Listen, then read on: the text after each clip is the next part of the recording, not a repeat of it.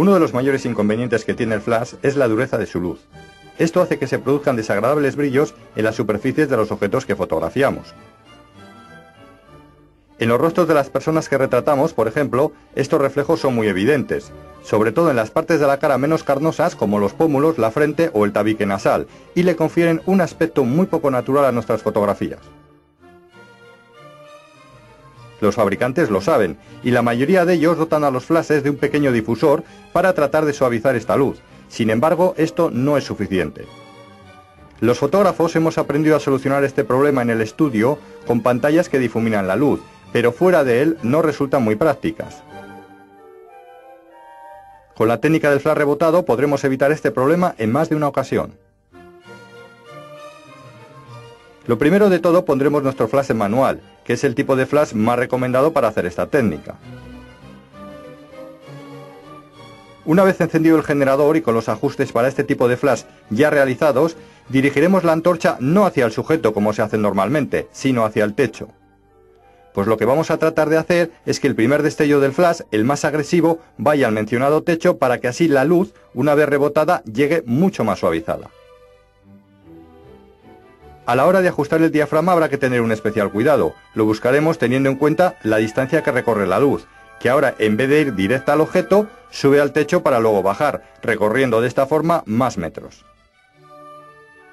En nuestro caso, aunque nos hallamos a unos 2 metros del sujeto, la luz recorrerá aproximadamente 3,5 metros o su equivalente en pies. El diafragma que ajustaremos entonces será en relación a esa distancia y no a la otra. Los flashes modernos, cuando levantamos el reflector, eliminan automáticamente la información en metros o pies, por lo que el diafragma lo buscaremos antes de hacer esta operación. Para hacer flash rebotado lo mejor es emplear un fotómetro de mano que mida la luz de flash, es decir, un flashímetro. Con él obtendremos los valores exactos de exposición sin necesidad de aventurarnos en cálculos.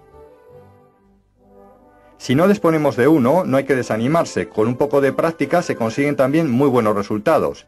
Además, si tenemos cámara digital, una vez realizada la fotografía, podremos comprobar qué tal nos ha quedado y si no es de nuestro agrado, variar el diafragma en una nueva toma.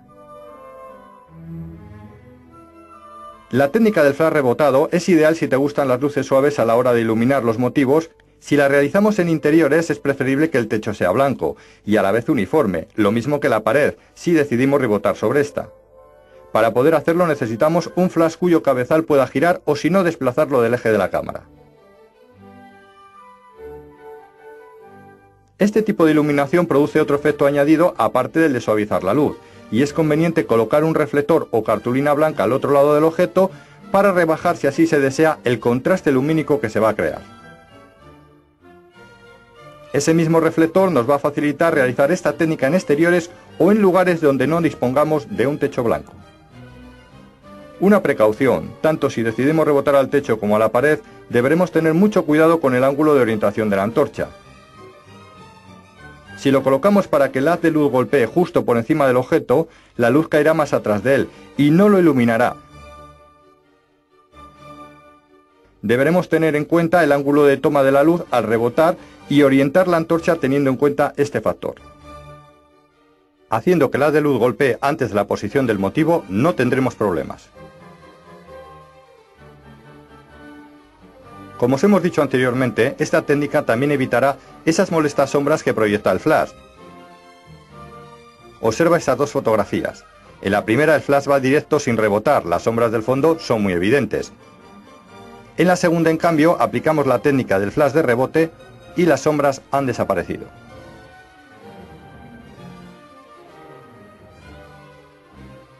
Estamos sin duda ante una de las técnicas más interesantes del flash, que de nuevo nos van a ayudar a entender lo importante que es saber manejar este aparato en fotografía. El flash de relleno se utiliza principalmente en dos tipos de situaciones muy concretas. Cuando tenemos un objeto o persona a contraluz, es decir, de espaldas a la fuente de luz, o cuando el sujeto, al no estar de espaldas, está recibiendo luz, la cual puede ser muy tenue y se desea rellenar, o muy dura y las sombras que produce se desean suavizar. Vamos con el primer caso.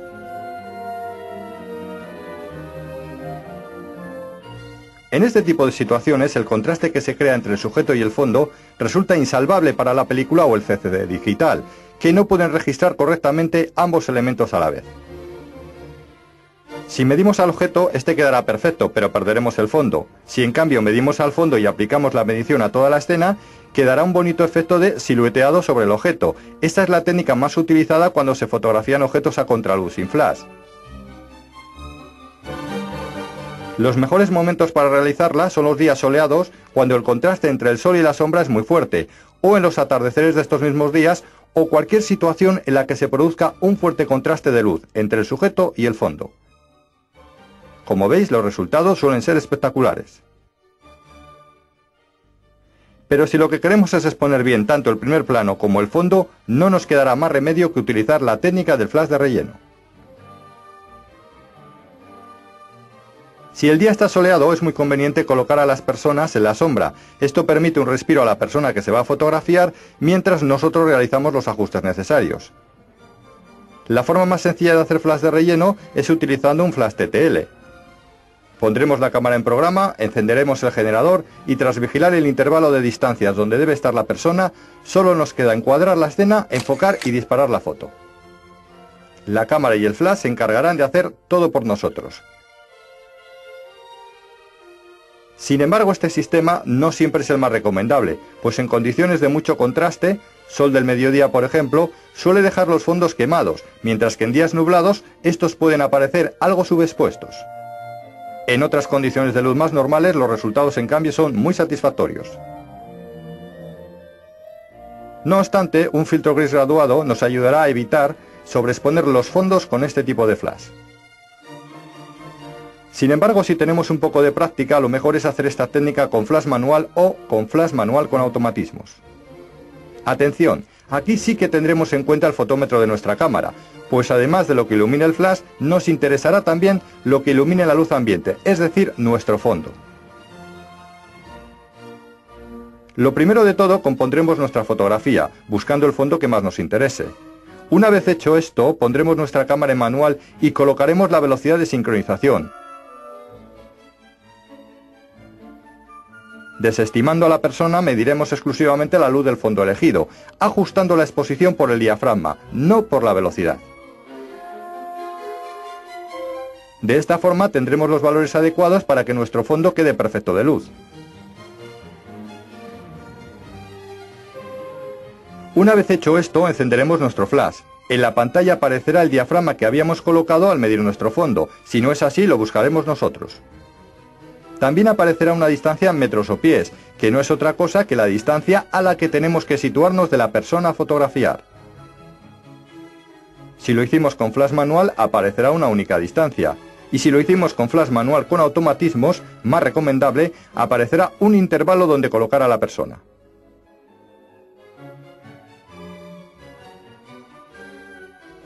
Ahí lo tienes, observa a la persona y el fondo. Ambos están bien de luz. Si te quieres aproximar más a la persona, cierra un punto el diafragma y la distancia se reducirá. Pero ojo, no olvides abrir otro punto por la velocidad, pues si no el fondo de la foto te quedará oscuro.